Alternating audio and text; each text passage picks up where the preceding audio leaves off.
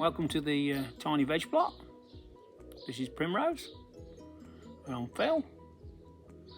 And that time of year now when it's nothing major to do lifting and digging wise, but now it's everything starts to grow well, and obviously the main thing's weeding, a little bit of potting on, and nurturing, and a bit of feeding and keeping an eye on everything.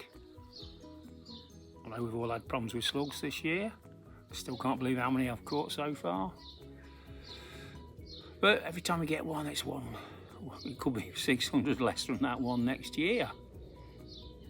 So just before I show you around, so sowing wise, I've just over the next few weeks I've got some Hawkesbury Wonder my own seed to sow.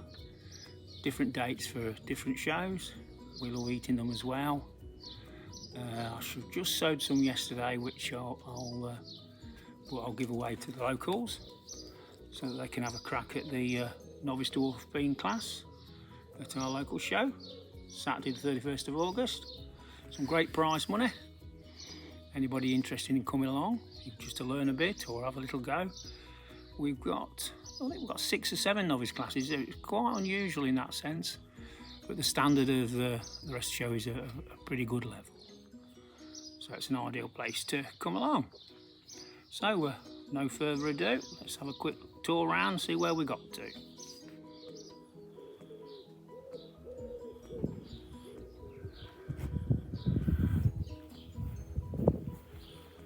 So into the glass greenhouse. Down here we have the first of the exhibition shallots. Quite happy at this moment with them. Time will tell whether they retain their shape or not. Over the next 10 days I'll pick others as they get to the same size, but after 10 days they'll all come up.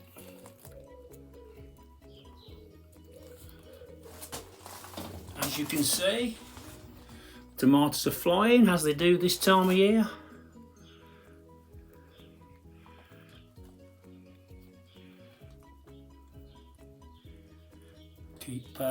Keep them straight with these little clips. Always put the little clip just as tight below a branch as you can, because it'll grow up and you don't want it to be restricting the next leaf as the plant grows upwards.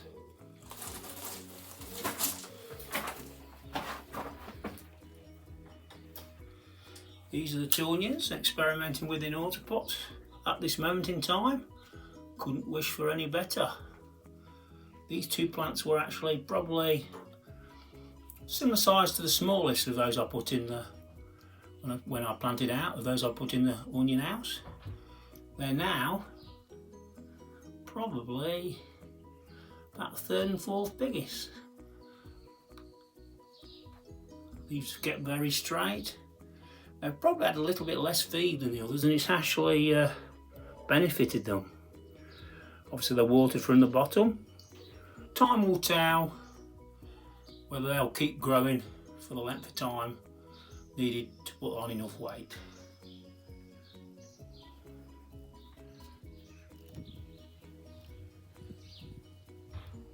Sunday morning, 16th of June 2024. Time to check over the celery, and I shall put some cardboard around them. Not tight. This is specifically to encourage the centres to grow tall. So I'll show you a picture when it's done. Cardboard's cut. They're 12 inches a foot width. Just long enough to go around, and then I have those stretchy Velcro ties that'll go around and hold them in place. Just want to show you, as I've mentioned before, we put marigolds around to give me some warnings if not catching all the slugs. And we just move across there, and we should be able to see that nibbled one. So kind of that. I just had a look underneath this that I keep to the sides, because slugs often go under there, and there was one under there, so he's now met his maker. Got one bear trap there, Now I'm going to put another one at the end here. It's particularly more important now to make sure keeping the slugs away, because with the cardboard around them, the slugs are more likely to hide in there. Just while we're here, we can see these two bonny potato bags. See, we've actually got flower heads coming. Quite surprising. So I shall pinch him out. I'll just pinch the flower heads out. There's one there. There we go. So I'll just crack on with this, and then we'll have a look when we're done.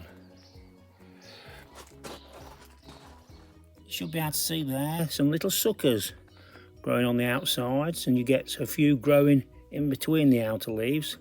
Very important that they're picked out. Obviously that's the celery's creating growth in that. We don't want it going into that. They'll have to come off anyway. We want all the celery's growth to be in the centre.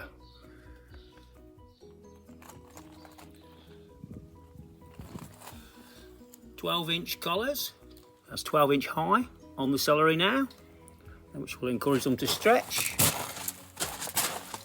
Put in an extra bear trap, so there's one at that end. We've got the shed roofing material, which is quite crispy. But also, not only do they not like going over it, they hide under it, so I check underneath and find those rascals. Never actually obviously interviewed a slug, but it seems pretty likely that marigolds and celery are at the top of their favourite things to eat. There's the trimmings. See all those little bits, their little side shoots at the bottom base that are out. We'll just take off one outside leaf as well.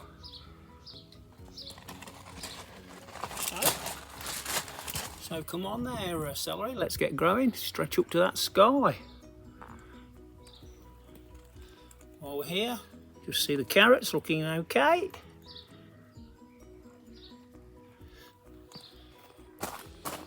Should be able to see just through the enviromesh. The rest of the shallots, a few picklers at the end. And then over to the red onions. Thickening out now. Pretty much where they'd normally be.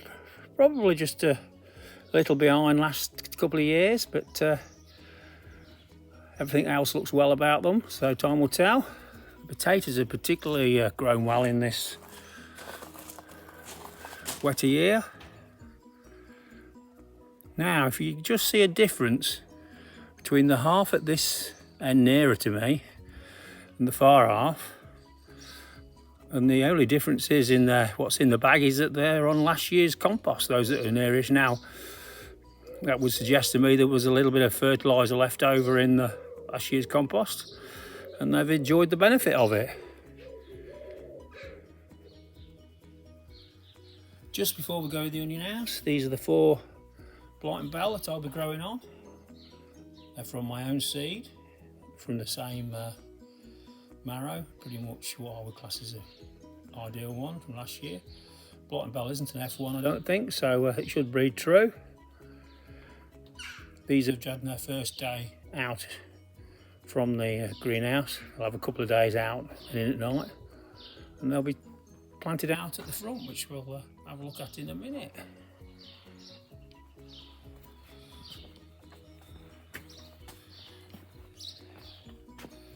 You can just see there underneath the measuring tape, 6 pickling shallots. And there's the onion house.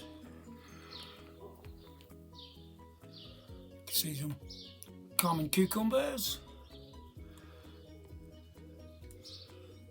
This one's probably the biggest onion at the moment, about 16-inch round.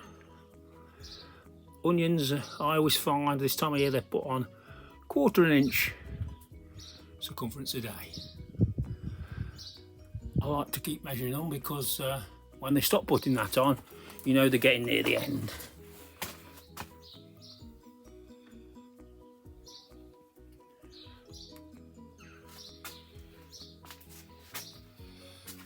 So this is interesting here. These are my peas. So far they're all coming up. Great germination. Their select seeds show perfection. Now these are being grown in a little challenge. It's well known that this variety and a lot of pea varieties suffer from mildew. But we're going to try our best to keep it away and try and have an entry at the National. Two other Leicestershire growers are having a crack as well, and we're going to hold the super duper Leicestershire Pea Championships within the class at the National. And whoever gets a prize, or should I say even gets an entry, will be the winner between us.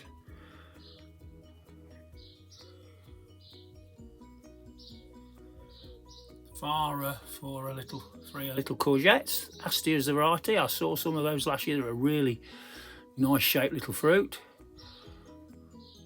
There's one runner bean. That's a Peter Glazebot runner bean. I'll just grow 2 or 3 for the local long bean classes. We'll have a bit of fun with that. Those little cucumbers there, they're my Pissandra.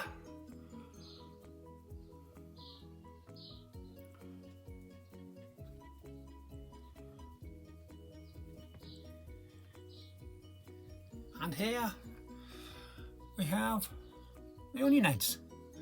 Got to keep a close eye on the a little bit of damp around the base, and it's this particular one looks like it's rotted off down the stem, but it's still carrying on flowering, and I should trim them all in a week or two, not just yet. Make them look like a thistle, which encourages them to produce pips, which obviously are, as we know from our previous videos, are copies of the genetics of the mother. And if you can have a lot of pips on one head, then you know they'll all grow as identical as it's possible to. Here we are at the front. Granddaughter's sunflower and broad bean are growing on well. Those spaces there ready for the marrows, and 2 more over there. Now I've sowed beetroot here, and it's come up, but come up very mixed. So the rows go across, and in that row there's a few there, and that's it. That row,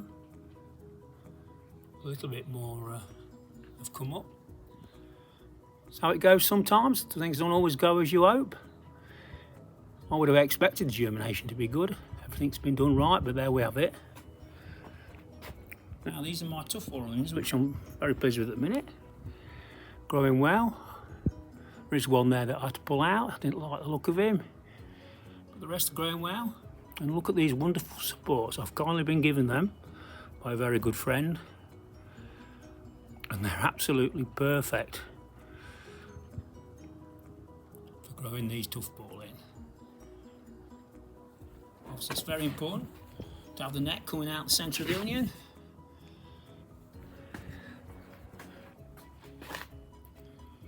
And the other bed's not planted yet, that'll be ready for the courgettes.